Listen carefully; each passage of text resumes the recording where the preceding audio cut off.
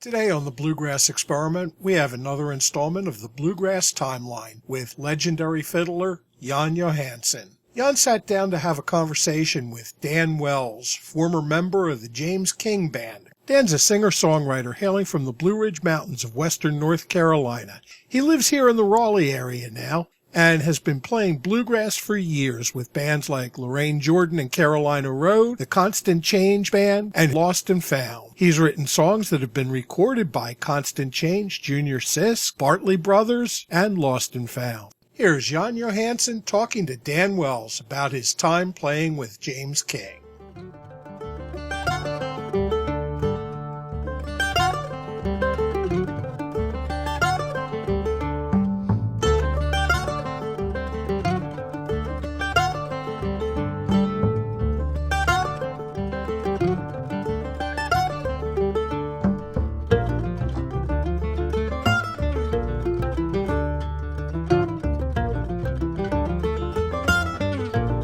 Welcome to this Bluegrass Timeline, and today I have a very good friend here with me, Dan Wells, who is currently playing with Alan Mills and the Lost and Found Band. Of course, we go back, way back to, I guess, about 20 years now, Dan. It's getting close. Yeah.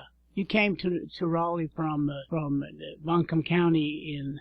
I came to Raleigh in 1995, and I think I started taking fiddle lessons from you in 97. Yes, I think it was right before we went to Russia and adopted. Yes, it was. So, of course, I only thought Dan was a fiddle player, and then I went to some jam, and his name came up, and this guy asked me, "Have you heard Dan Wells sing any?" I said, "No, I don't think he sings. He plays the fiddle." And he said, "Well, you need to ask him to sing one next time you see him." And I guess I did, and I've been a fan ever since. He's one of the best singers out there, lead singers and tenor singers. Well, thank you, Jan. Yeah. He's played with a bunch of, and like the reason we're getting together is to talk about James King, who just recently passed away. And then yesterday we got the news that Ralph Stanley also passed away. So, and don't you think their music styles are very connected in a way? Absolutely. I think we wouldn't have had James King as an artist without Ralph Stanley, because the Stanley brothers and later Ralph Stanley were such a huge influence on James King.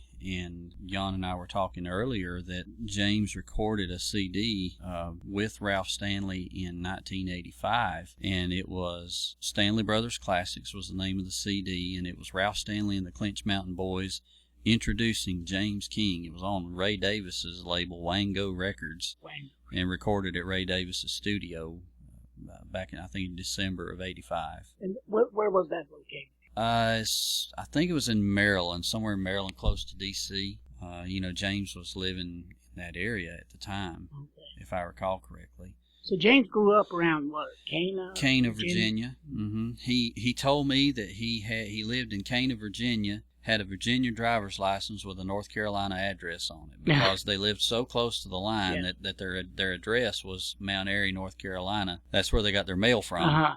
But they actually lived in Cana, Virginia. And then, he spent some time in the Marine Corps. That's right. And then moved up to the D.C. area and became associated with people like the Lundys, Bobby and Teddy Lundy, and Bob Paisley. Mm-hmm. That's a good crowd to be involved with. Right. So they were very instrumental in his development as well. But, James, one of the few people to ever be conferred the title of honorary Clinch Mountain Boy by Ralph Stanley, and he was very, very proud of that. So I guess it'd be hard to talk about James King without talking about Ralph Stanley, and just because Ralph passed away yesterday, I think we're going to have to talk about both people, and they're both treasures for our music. Absolutely. And for the last couple of generations, James has been very influential. As influential maybe as earlier on, the Stanley brothers were. Mm-hmm. So, Dan, you played with James's band when was that? Well, I like to say that I got 3 years experience with James King in about 10 months. I played with him from the summer of 2003 2003 into the late spring of 2004. And it doesn't, I say I got 3 years experience in that time because James was all over the place. Yeah. You know, I wasn't with him a full year, but he was on a pace to do about close to 200 dates a year at that time. He would go play anywhere. You know, he played festivals. We played, nightclubs. We'd set up and play in somebody's backyard for a party. You know, it didn't matter. We were in those 10 months that I was with him. There were, that I can remember, 3 occasions very clearly that we were gone 4 weeks plus at a time. And one of those was a trip to Europe. That's right. Where we spent 2 weeks in Ireland and 2 weeks on the continent. Yeah. I think. And you did a lot of traveling there. Oh gosh, we were gone. We were gone 29 or 30 days, and there were 2 days in that whole time that we didn't play. And of the 2 days we didn't play, one day we had to ride 8 hours. The other day we had to ride 10 hours. There's only one occasion on that whole trip where we spent 2 consecutive nights in the same hotel. Yeah. Of course, we stayed in everything you could imagine, from a youth hostel to a 5-star hotel. Yeah. And incidentally, Jan, the nicest place we stayed was in Sweden. Well, of course. Of course, yeah. Well, so, I mean, for a young musician, it must have been a great boot camp or basic training experience to be with James. It really was. You know, I became acquainted with James while I was a member of the Carolina Road Band. Uh-huh. Yeah. And the first time I ever really met him was at SPIGMA, mm-hmm. the Society for Preservation of Bluegrass Music in America, their annual doings there in Nashville. And I was wandering around the hotel one night, and of course there were jam sessions everywhere. You could just wander from room to room and listen to people pick. And I walked in this room, and there was a group of people playing, and James was standing there, and they had just kicked off a Stanley Brothers song. I think it was, For I Love You As No Other.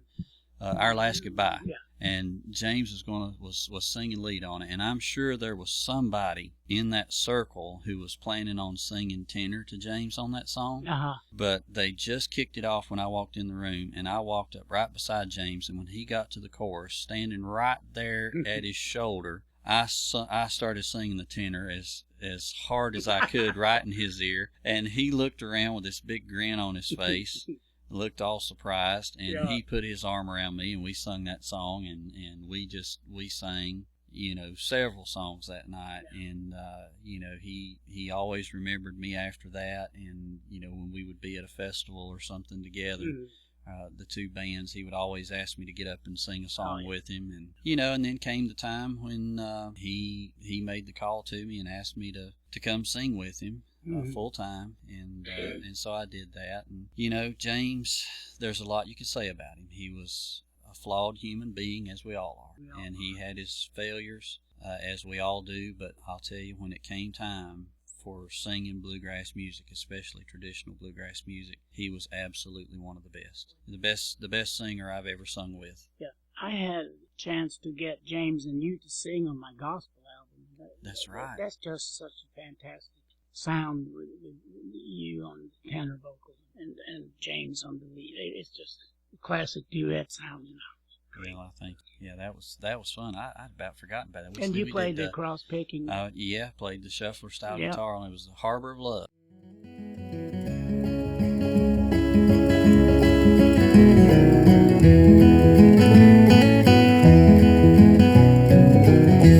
There's coming a time on the great judgment morning when the Savior will welcome you home. Will you be prepared for the journey to heaven on the great ship that carries God's chosen ones home? Oh, the water's so deep, on the river of Jordan, and the light shines bright, from heaven above, and the midnight is past, a new day is dawning. Oh, the great ship will last. great ship will anchor in the harbor of love.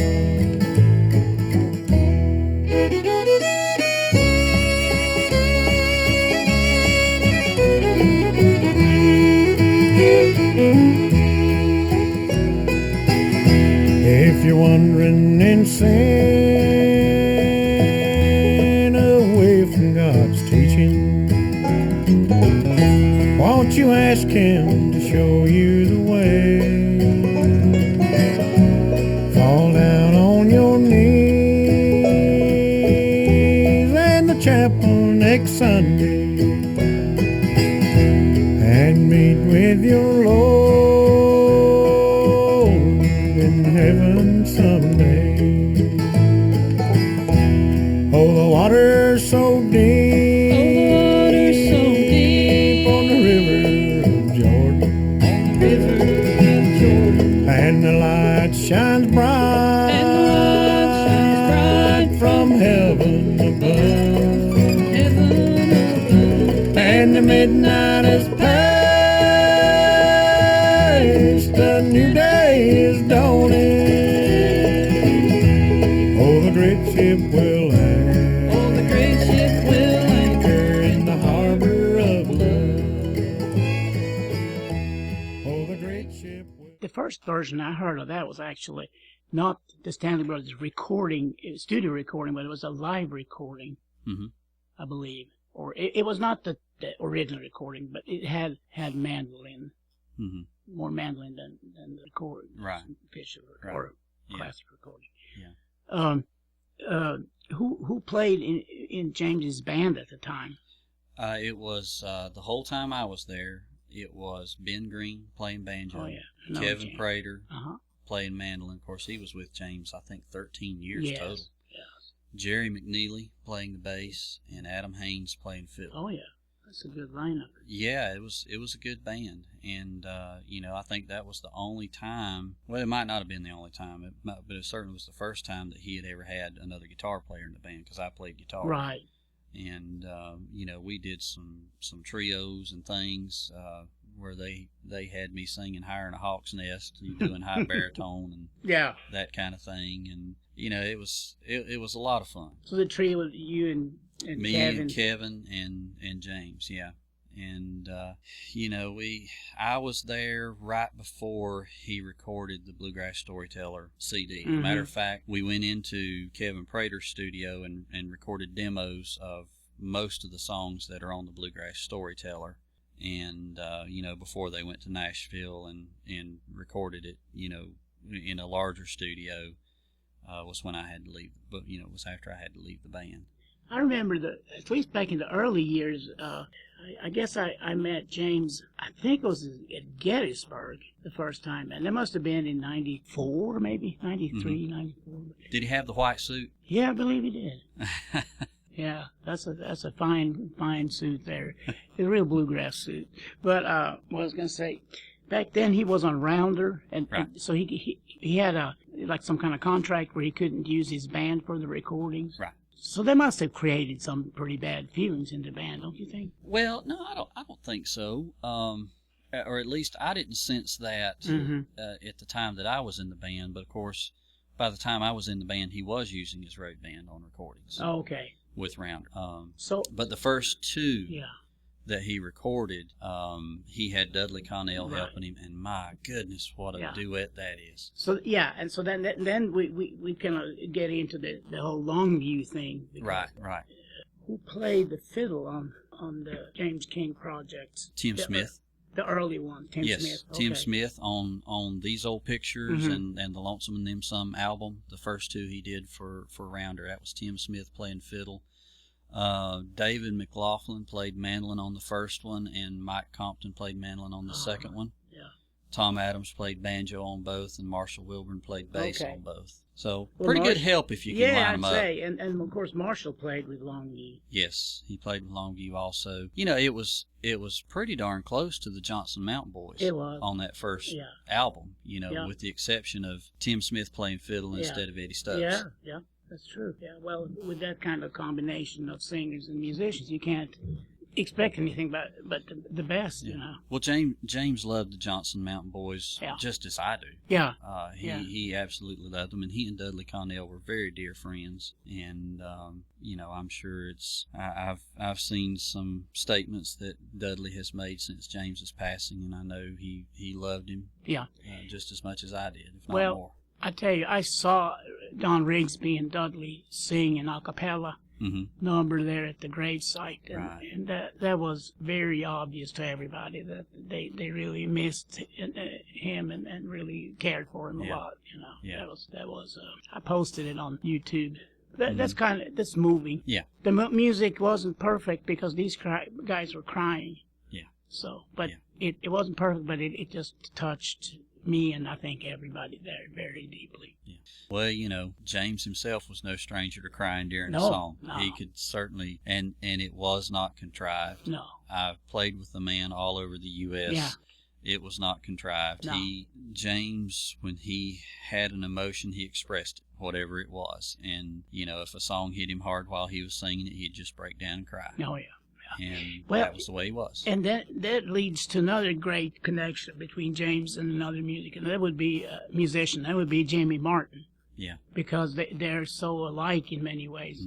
With this, like, absolutely take no prisoner kind of attitude to the music. Yeah. And also the emotional setup, crying and very sensitive people. I had the pleasure while I was in James's band to watch him and Jimmy interact at Bean Blossom one time. Oh. And that was How did that end up? Well, Jimmy Martin said we were there a couple days. And, of course, I think Jimmy was there for the duration of the whole festival. Yeah.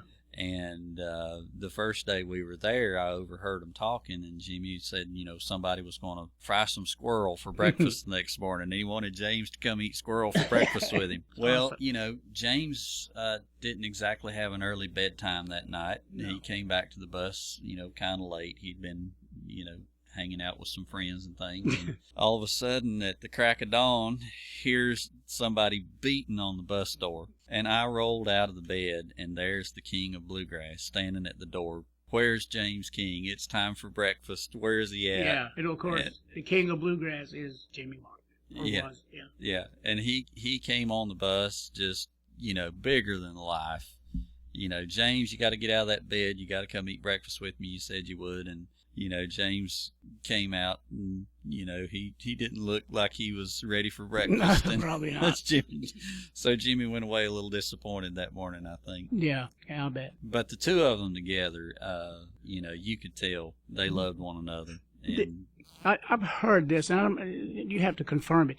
Did James call Jimmy from some stage in Europe? Yes. He did. Well, he did. I had forgotten about that. Oh, gosh, where were we? Somebody, I think they said Italy. I'm not sure. Was it in Italy? It might have been Italy. And he was talking.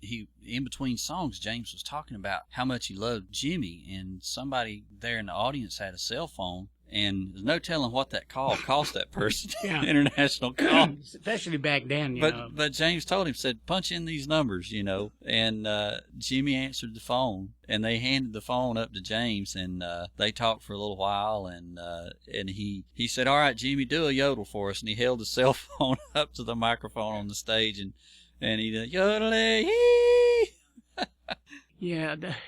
Jimmy had a Swedish fiddle player back in the 70s, Thomas Haglund, and that was like our common area. We would, whenever we were at the same place, I would look Jimmy up, and we would talk about our friend Thomas Haglund here. And well, I don't know. I got many Jimmy Martin stories, and I don't know if we don't want to get sidetracked. Right. That's an entire episode in itself, I believe. Sure. Oh, yeah. But with Ralph Stanley, I guess after that movie, Oh Brother, Where Art Thou, he became kind of a hip guy to a lot of young people. Right. And certainly, I think that helped his career a good bit, being in that movie. It definitely was a renewed interest in Ralph Stanley there, and I think he did a CD that was produced by T-Bone Burnett. Oh, okay. And he recorded later on. Ralph recorded a tribute to the Carter family. But another connection with Ralph and James King. Have you ever heard about the time that Ralph called James and asked him to fill in for him? I don't think so. This was before James's career and his rounder recordings really kicked into high gear and all that. But, yeah.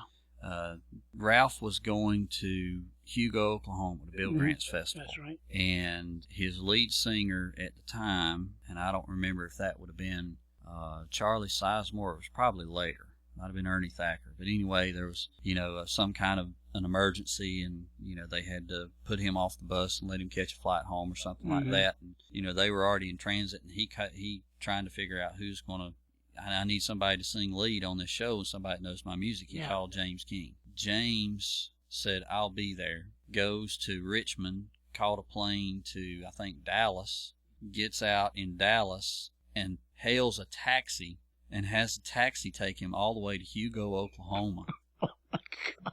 Or it might have been Oklahoma City he flew to. Somewhere. It was still Hugo, Oklahoma is where the festival is, I believe. Yes, that's where the festival is. And to get to Hugo, you just go to the end of the world and take a left, and you'll be there.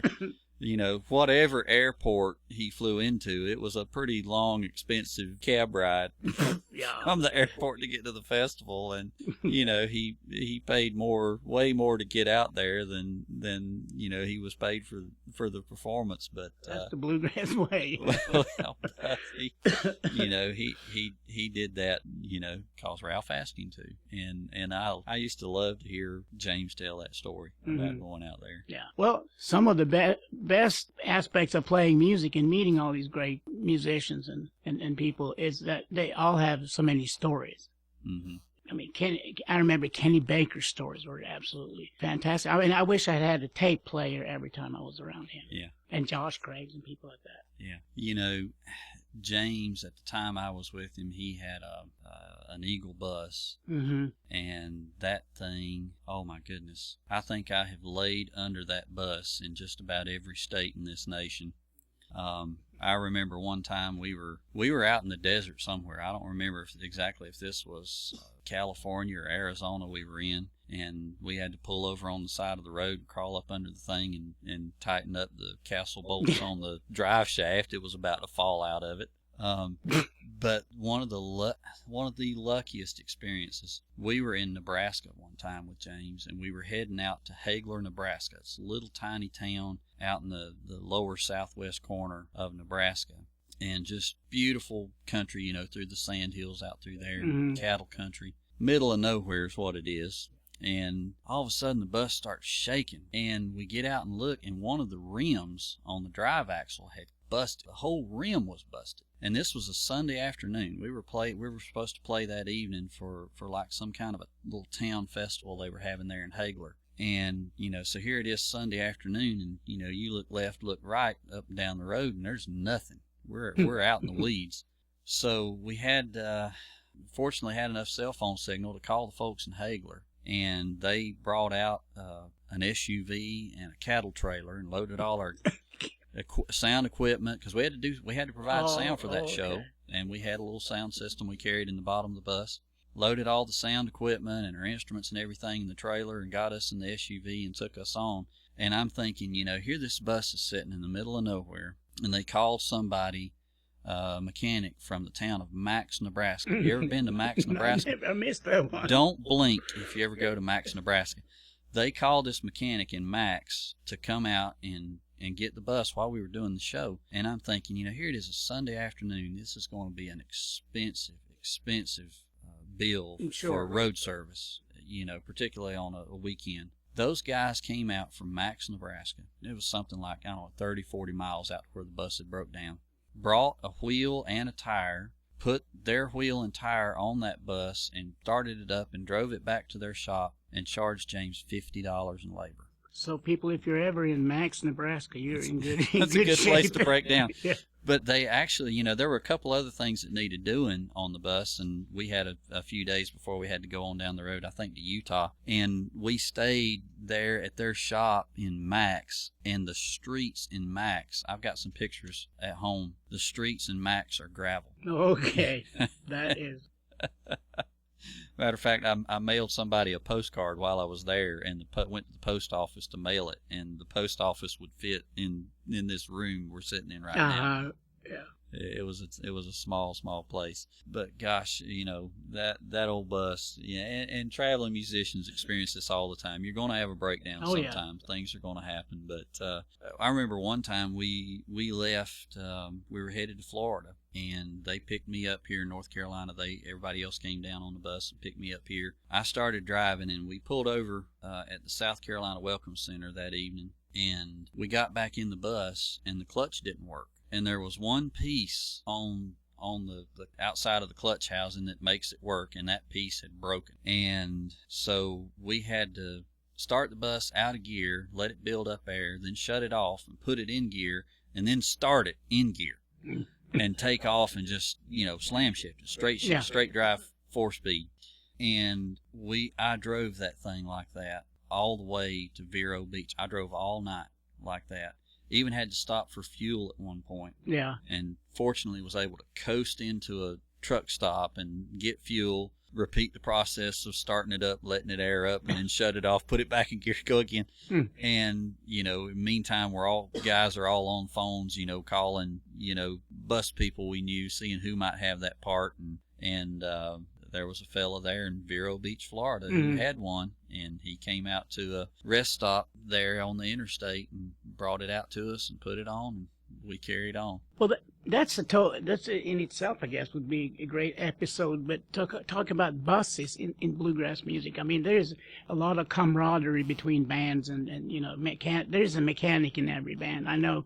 Sure. You when I played with you on the road with Lorraine, you did an awful lot of more mechanicking, I think, than picking and singing. Well, that's the secret. That's the secret to my musical success, Jan. I'm not a very good musician, but I'm a heck of a bus driver. Well, I can testify to that. You do drive the bus mighty well. That was not always the case. When we were out traveling, there were some rather sudden stops. I can remember brake slamming incidents that we don't really need to be talking about. That was not when I was behind the wheel. That was not. Yeah. As Alan Mills puts it, that Dan holds a pretty wheel. Yeah, that's awesome. And of course, Alan is quite an expert when it comes to buses. Oh my goodness, he knows so much about them. And the bus that I travel on, the Lost and Found, Alan's bus, he built the interior of it, and it's one of the most logical and practical laid out buses I've ever been on. And he knows how absolutely everything works, the air system, the electrical system. He knows it inside and out. And David Parmley, I guess, isn't he also quite a mechanic? He is, and Alan has a shop there at his house, and everybody's bus has been to his shop. Matter of fact, right down the road from Alan's house, where Virginia Route 704 turns on to Virginia Route 40, there's a place there where you make a hard turn to go toward Alan's house, and there's a stop sign there in the corner, and they call it the James King Memorial Stop Sign because several years ago, James was taking his bus to Alan's house to pull it in Alan's shop and have something done to it. And he cut the curve too tight and tore down the stop sign. That's interesting because there is a Waffle House here in Raleigh, or more on the Garner side, that we call the James King Waffle House because we went out there with James after a recording session one time. Oh, he was a character, and loved a tomato sandwich. It would just thrilled him, if we were out somewhere and somebody would bring him a homegrown tomato. He was ready to get it out. But I tell you, the trip I took with him to Europe, it was an amazing experience to me to go to Europe. It's the only time I've ever been to Europe in my life. And, we didn't have a lot of time for sightseeing, and we ate at some of the best places you could had some of the finest meals you could imagine, and we starved to death at times. Oh, I'm sorry. This one particular place we went, they were not very well prepared to host us. Where was that? Are you sure you want me to say? Oh, absolutely. Copenhagen. Oh, yeah. Yeah, and part of it was, we had just and I guess it was such a contrast because we were in Sweden and we rode the train down to Copenhagen, and Denmark is not on the euro; they're on the kroner. Yeah, Sweden Danish and kroner. Denmark. Yeah. And so we didn't have any Danish money. It was after 5 o'clock. We couldn't change any money anywhere. And we went straight, the folks who picked us up from the train station, they didn't speak any English. They just took us straight to where we were going to play. And, it was in this, I don't know, it was like a nightclub, and then there was rooms up over it, not hotel rooms, just rooms, kind of bare rooms with straight back chairs and tables. And yeah. we sat around there, and, we didn't know where to go. And this guy came, there were 6 of us in the band. This guy came up there, and he had 3 sandwiches cut in half. And that was all we had to eat. Each of us had a half a sandwich, and that was the night we stayed at a youth hostel. And of course, at a youth hostel, you either have to rent sheets or have your own sheets. But we got there after the show, and it was too late to rent sheets. So where we had stayed, I'm literally in a 5-star hotel in Sweden the night before, and ate like kings. The next night, we're in Denmark, and we start listening to our bellies growl and sleeping on bare mattresses. Well, with no sheets. We'll hope the Danes are going to get another chance here before too long. Well, we go there and play because they're good people, and I'll tell you, they got some good sandwiches. It's just too bad you didn't get enough. Well, good pastries too. It was a good experience. Yeah. That was, and like I said, they were just, I guess they hadn't thought through all the logistics of having a group come in and how to provide and make arrangements. But there's all kinds of experiences like that when you travel. Oh, that's the joy of it. Yeah. I recall one time on that trip in France, we played at a big theater. And, of course, none of us spoke any French. I could say merci beaucoup and, bonsoir, and that was about it. And we played at this big theater, and, we got done and greeted some folks at the table, and some folks bought some CDs, and we packed up, and we were headed to the van, and everybody's waving their arms, stopping us, and motioning us to go into this room backstage. And there was a feast spread out there. They had roast duck and couscous, and, of course, being France, all kinds of cheese and bread and wine. Yeah. And that was just a really, really neat experience. And Ireland. You've played in Ireland, haven't you? I have not. No. Oh, okay. I thought maybe you had been. The Irish audience is such an appreciative audience. They're very musical people. Yeah. They really appreciate music well performed of all kinds. And of course we played a lot in pubs. In Ireland. We played some festivals. We played the Ulster Folk Festival in Omagh, and another big festival in Northern Ireland. What's that town? That's where Ben Green and I had the fortune to meet Tommy Emmanuel. Really? He was staying at the same hotel. I had no idea you met Tommy Emmanuel. Yes, he was staying at the same hotel, and Ben and I were rooming together. We were 2 to a room, and Ben and I went ahead and grabbed our instruments and went down to the lobby to wait for everybody else to go over to the festival. And here comes this tall guy with a guitar in a gig bag slung over his shoulder, and he sees our instrument cases, and he comes over and strikes up a conversation. And he pulls his guitar out and starts playing for us right there in the lobby of this Irish hotel. And that, what an experience. Yeah, he's that was. sick, his guitar playing is just... Yeah, he's Les Paul on steroids. Yeah. But the most, and I don't think James would mind me sharing this because he spoke publicly about this several years ago. We got deported right at the start of that trip. Okay. I guess that's kind of part of the bluegrass mythology or the bluegrass storytelling tradition. Yeah. But you were there, so tell us. Well, we were going to Dublin. and we left the U.S. at Washington Dulles Mm-hmm. and flew to London Heathrow, and we had to change planes to go from there to Dublin. Mm-hmm. Well, as a part of changing planes, we walked from one terminal to another. So in doing so, we approached a counter, a security counter, or whatever, and these security or immigrations, whatever officials they were, started questioning us. Said, why are you entering the United Kingdom? Well, we told them the truth. We said we're a bluegrass band. We're coming over here to play for 10 days. And they asked for your work They permit. asked for our work visas. Yeah. And the thing was, we had no reason to lie because we had went to great pains to provide all the documentation to the agents over there that was needed. I mean, we had to send them copies of our birth certificates and passports. Mm-hmm. And, it had to be in a particular format and all that, and we had done all that for them to secure our work visas, but we didn't have them on our person. So they detained us. They didn't arrest us. They detained us, and they put us in this room. They didn't call it a cell, but there were no windows, and we couldn't open the door. So, yeah. And we sat there for 5 hours. And those officials came back and pulled James to the side into another room there. And he came back out and he said, boys, our work visas had not been approved yet. He said, they're sending us back to America. And so in a little while, these 3 big dudes came and got us, and they put us in a paddy wagon. They didn't call it a paddy wagon, but there were no windows and we couldn't open the doors. Yeah. And they drove us out on the runway, and we went up. We didn't come down a jet port.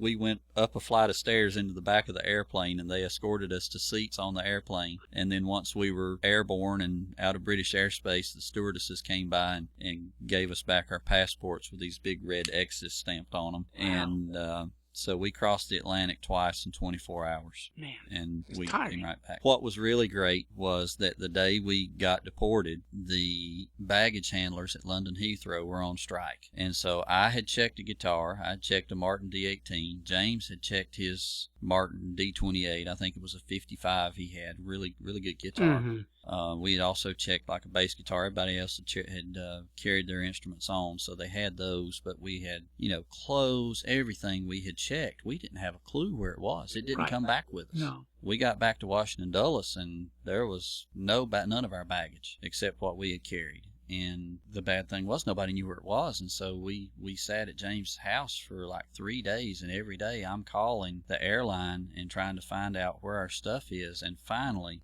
they approved our work visas, and we determined we could go back and we could pick up the tour. And the evening before we flew back, I happened to speak to a baggage handler. Somehow I got him on the phone after talking to this person and that person being transferred, and talked to a baggage handler who remembered pulling baggage with some instruments a few days before. And he said, I can't tell you where it is. He said, but the strike is over and everything's just being sent wherever it's tagged. So if your items were tagged for Dublin, they're being sent to Dublin. And we flew to Dublin the next day, and part of our luggage was already there. And about 15 minutes after we landed, another plane arrived from London with the rest of our luggage on it, and which was a good thing, because where originally we were supposed to have a couple days to kind of catch our breath and maybe sightsee a little bit before we started playing, we had to play that night. And we played every night from then on, except for 2 nights the whole time we were in Europe. So, getting deported from England with James King, that's a pretty good bluegrass story there, isn't it?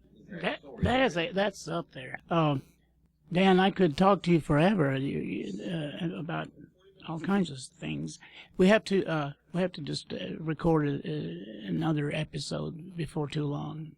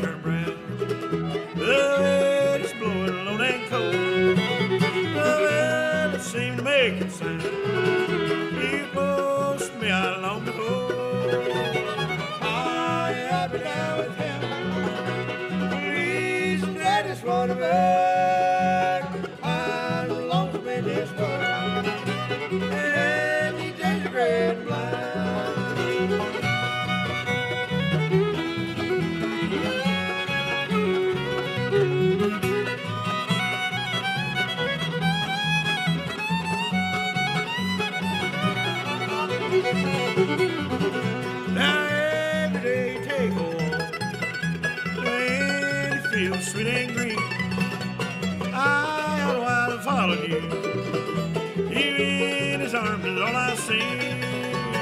Are you happy now with him? Please let us hold it back. I'm lonesome in this world, and he takes a great life.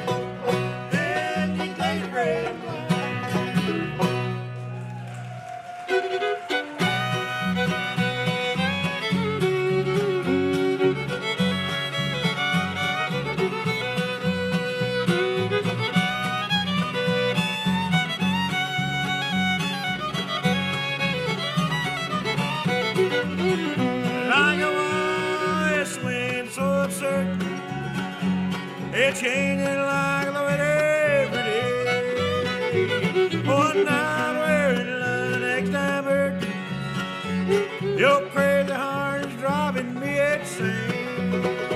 Crazy heart, I wish I didn't love you. Then I can turn around and walk away. I only gotta have a mind to leave. Your crazy heart is driving me insane.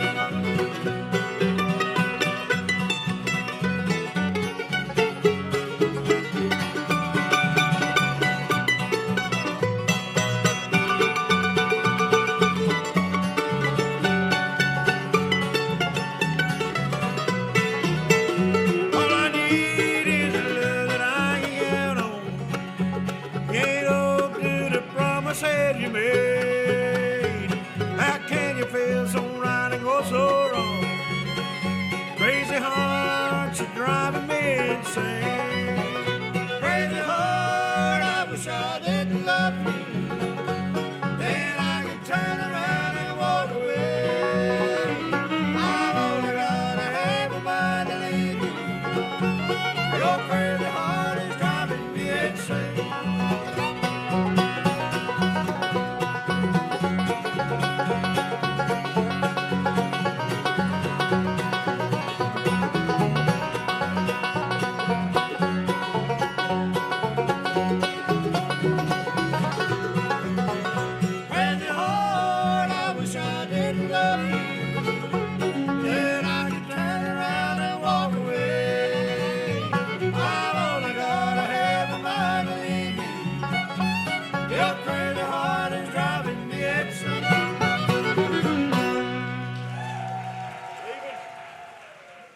Thank you for listening in to the Bluegrass Experiment. The Bluegrass timeline is now over. We have reached the end, but we'll be back very soon with some more stories.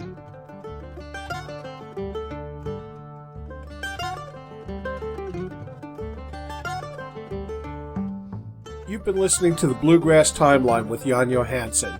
The Bluegrass Timeline is a history of the evolution of bluegrass brought to you in weekly segments by the Bluegrass Experiment.